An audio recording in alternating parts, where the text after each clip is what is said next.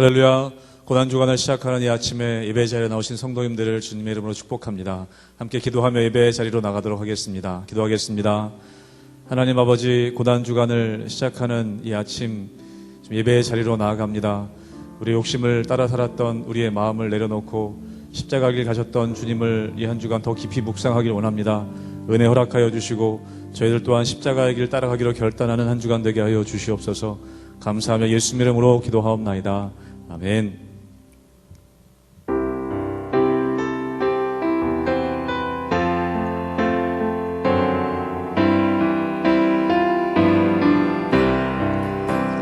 이 세상 험하고 나 비록 약하나 늘 기도 힘쓰며 큰 권능 얻겠네. 주의 은혜로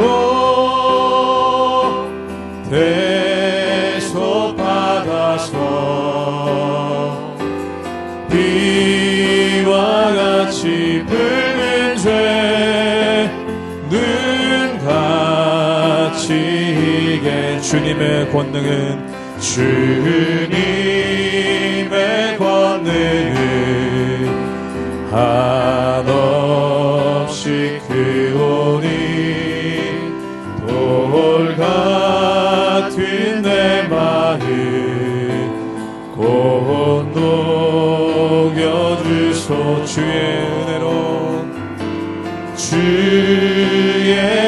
은혜로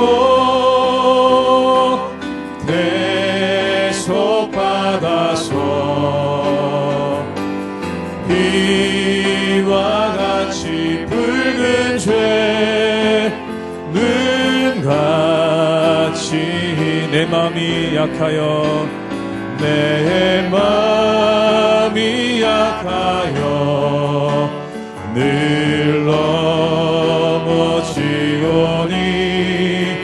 주 예수 힘주사 그 세게 하소. 주의 은혜로 주의 은혜로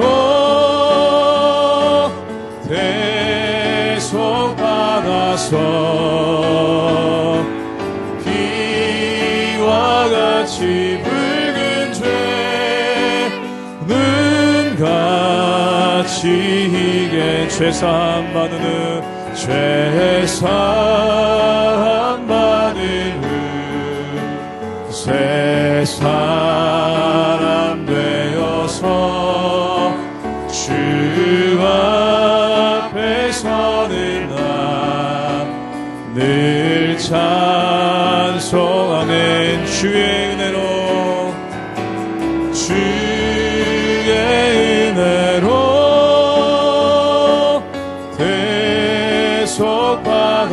대속받아서 비와 같이 붉은 죄 눈가 우리 한 번 더 고백합니다. 주의 은혜로 주의 은혜로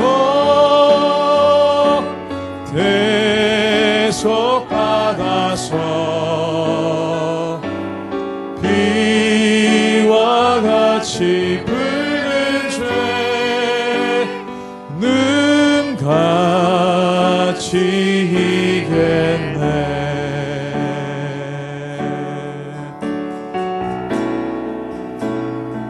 세상 흔들리고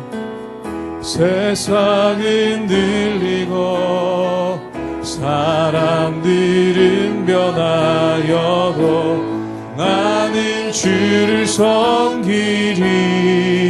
주님의 사랑은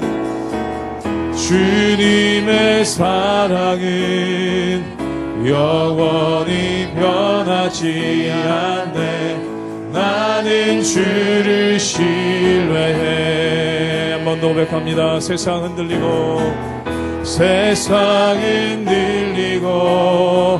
사람들은 변하여도 나는 주를 섬기리. 주님의 사랑은 영원히 변하지 않네. 나는 주를 신뢰해. 오직 믿음으로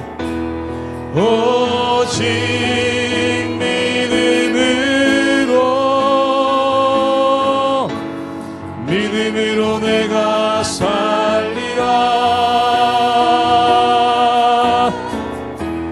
오직 믿음으로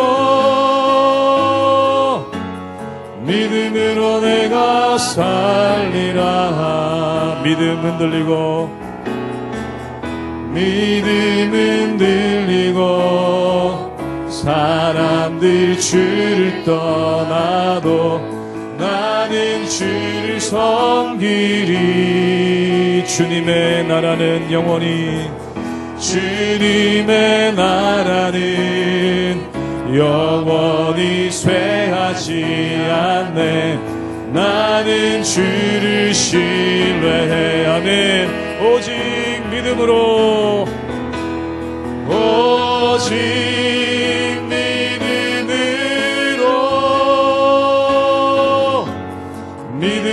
내가 살리라. 오직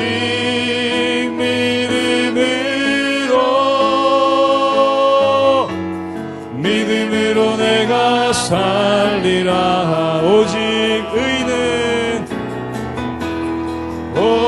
오직 의인은 믿음으로 말미암아 살리라. 오직 의인은 믿음으로 말미암아 우리 한 번 더 마지막 고백합니다. 오직 믿음으로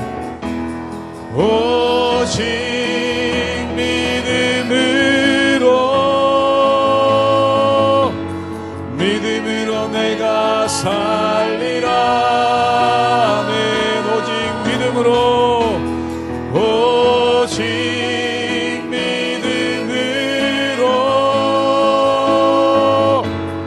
믿음으로 내가 살리라.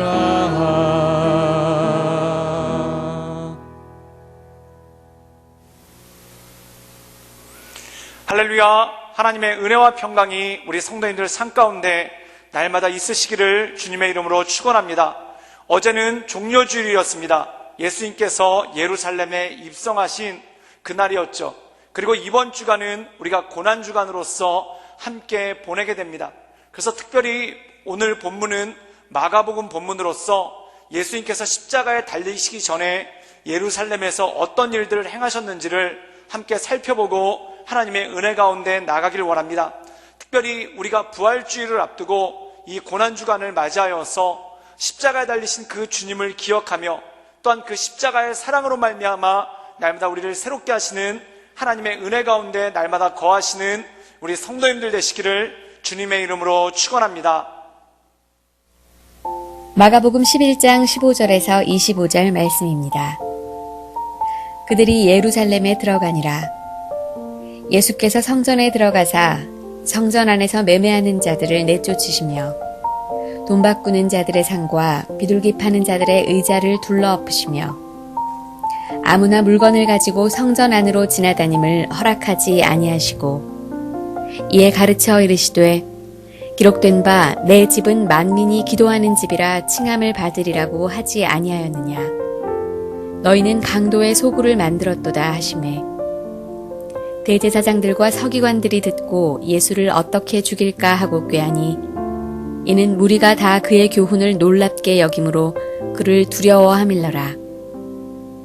그리고 날이 저물매 그들이 성 밖으로 나가더라. 그들이 아침에 지나갈 때에 무화과 나무가 뿌리째 마른 것을 보고 베드로가 생각이 나서 여짜오되 랍비여 보소서 저주하신 무화과 나무가 말랐나이다. 예수께서 그들에게 대답하여 이르시되 하나님을 믿으라. 내가 진실로 너희에게 이르노니 누구든지 이 산더러 들리어 바다에 던져지라 하며 그 말하는 것이 이루어질 줄 믿고 마음에 의심하지 아니하면 그대로 되리라. 그러므로 내가 너희에게 말하노니 무엇이든지 기도하고 구하는 것은 받은 줄로 믿으라. 그리하면 너희에게 그대로 되리라. 서서 기도할 때에 아무에게나 혐의가 있거든 용서하라. 그리하여야 하늘에 계신 너희 아버지께서도 너희 허물을 사하여 주시리라 하시니라. 오늘 말씀 가운데 보면은 예수님께서 예루살렘에 입성을 하시죠. 그리고 예루살렘에 입성을 하신 후에 성전에 가십니다. 그런데 그곳 성전에서 매매를 하고 또한 돈을 바꾸는 이들을 쫓아내시는 그러한 장면이 나오는 것을 보게 됩니다. 그렇다면 예수님께서는 왜 성전에서 매매하는 이들을 쫓아내셨을까요? 그 이유 중에 하나는 성전의 본질을 잃어버렸기 때문에 그렇다는 것입니다. 사랑하는 여러분, 예를 들자면 자동차가 있습니다. 그 자동차가 외관이 아무리 멋있고 또한 굉장히 뛰어난 디자인을 가지고 있다 하더라도 그 자동차가 달리지 못한다면 그 자동차를 어디에 쓸 수 있겠습니까? 근데 마치 이 예루살렘 성전이 그것과 똑같다라는 것입니다. 이 당시 예루살렘 성전은 헤로데 왕이 약 40년에 걸쳐서 예루살렘 성전을 지었죠. 그 이전에 지었던 솔로몬 성전이나 스룹바벨 성전에 비해서 훨씬 더 규모가 웅장하고 또한 훨씬 더 아름다웠던 것이 바로 예루살렘 성전이었다는 것입니다. 그런데 사랑하는 여러분, 중요한 것이 있습니다. 성전의 본질은 무엇입니까? 맞습니다. 하나님을 예배하는 것, 하나님께 제사 드리는 것, 그리고 하나님께 기도하며 나아가는 것, 이것이 바로 성전의 본질이죠. 그런데 오늘 예수님께서 성전에 가셨을 때 목격하신 것은 무엇이겠습니까? 바로 사람들이 하나님께 예배하거나 기도하는 것보다는 자기의 유익에 따라 행동하는 그러한 것을 보면서 예수님께서 분개하시는 그러한 장면이 나오더라는 것입니다. 오늘 말씀 가운데 보면은 많은 사람들이 예루살렘 성전에서 장사를 했습니다. 그런데 그 장사하는 내용이 뭐였냐면은 하나님께 드려질 제물을 흥정의 대상으로 삼고 또한 그걸 통해서 폭리를 취했다는 것이죠. 또한 동전을 바꾸는데 그 당시 로마의 동전이나 그리스 동전을 가지고는 성전세로서 내지를 못합니다. 그래서 그것을 히브리 사람들의 동전으로 바꾸는데 그 동전을 정확하게 바꿔주는 것이 아니라 그것을 통해서 폭리를 취하는 그러한 모습이 그 안에 있었다는 것입니다. 그럼 이렇게 장사하는 사람들이 사적으로 장사를 한 것이 아닙니다. 바로 제사장의 허락하에 그리고 성전을 관리하는 레위인들의 허락하에 그런 폭리를 취하는 장사를 했다라는 것이죠. 그렇다면 여기서 예수님께서 그들을 보고 꾸짖으신 것은 무엇입니까? 그들이 폭리를 취하고 경건을 자기의 유익으로 수단으로 사용하는 것, 그것을 보고 노하신 것도 있었죠. 그런데 그거보다 더 큰 것은 뭐냐면 그들이 바로 본질을 잃어버렸다는 것입니다.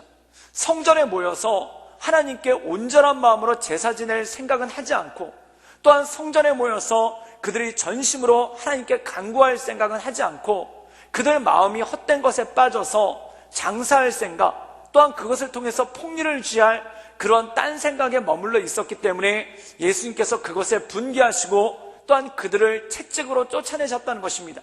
그러고 난 다음에 예수님께서 그들에게 하신 말씀이 무엇입니까? 우리 함께 마가복음 11장 17절의 말씀을 읽도록 하겠습니다. 제가 읽겠습니다. 이에 가르쳐 이르시되 기록된 바 내 집은 만민이 기도하는 집이라 칭함을 받으리라고 하지 아니하였느냐?